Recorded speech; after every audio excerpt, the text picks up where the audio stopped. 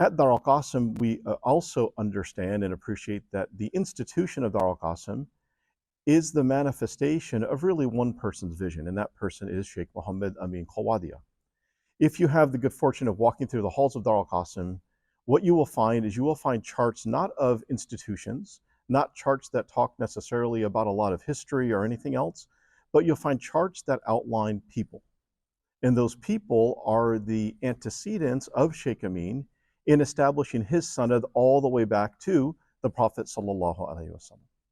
So it is through this human chain, this human connection, that Dar al Qasim actually comes to be a place through which Wahy is distributed. So this idea that water is nourishment and that water brings with it a tremendous amount of creativity. This is also something that I have been able to witness firsthand on so many different occasions through Sheikh Amin's distribution of this water, of this knowledge of Wahy, that through that he has nourished so many people. And what we will find is that for the students of Dar al Qasim, those that come to Dar al Qasim, through whichever way we do, whether it's Sunday tafsir just as a partial student, a part time student, whether it's a full time student in the Alam program, whether it's someone who's participating in one of our ethics initiatives, taking Islamic Ethics 101, 102, every person who does that will find and has experienced that their own creativity, their own growth as a person, as a human being, is enhanced.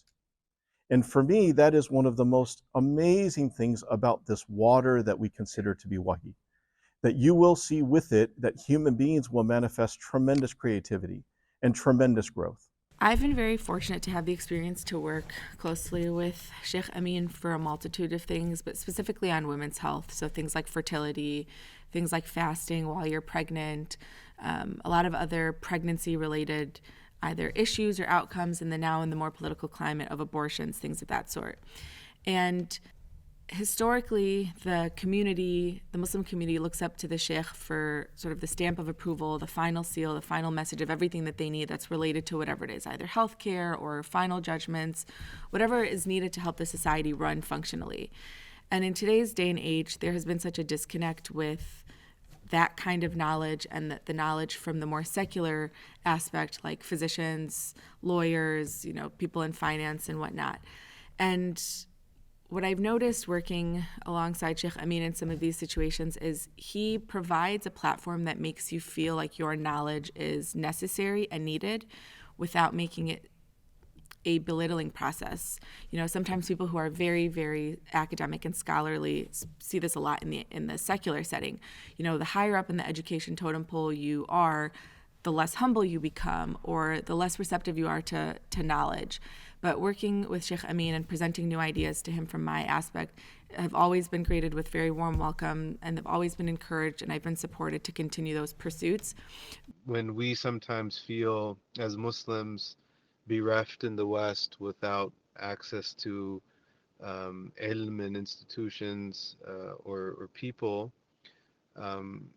coming to a place like Dar Qasim that is the vision of Sheikh Amin is basically a chance for people to receive that knowledge, which will quench them and inshallah give them sukoon and ease. Not Islam that causes paralysis or anxiety, but quite the opposite. One that puts you at rest and truly makes you understand the idea of submission through acquiescence and acceptance of Allah subhanahu wa ta'ala's will.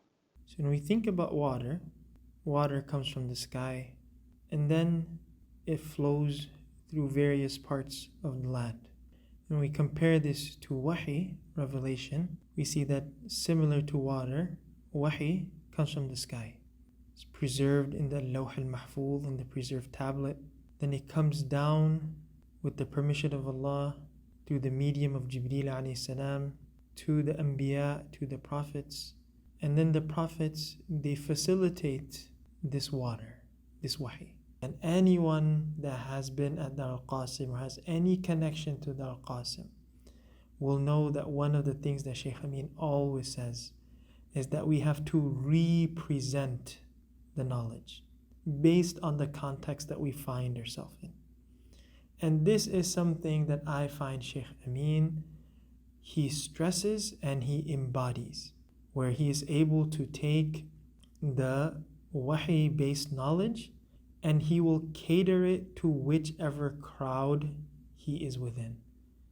So this is the job of the alim.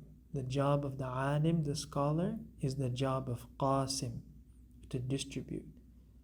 And this is what Sheikh Amin stresses and imparts to all of the instructors at the Al-Qasim.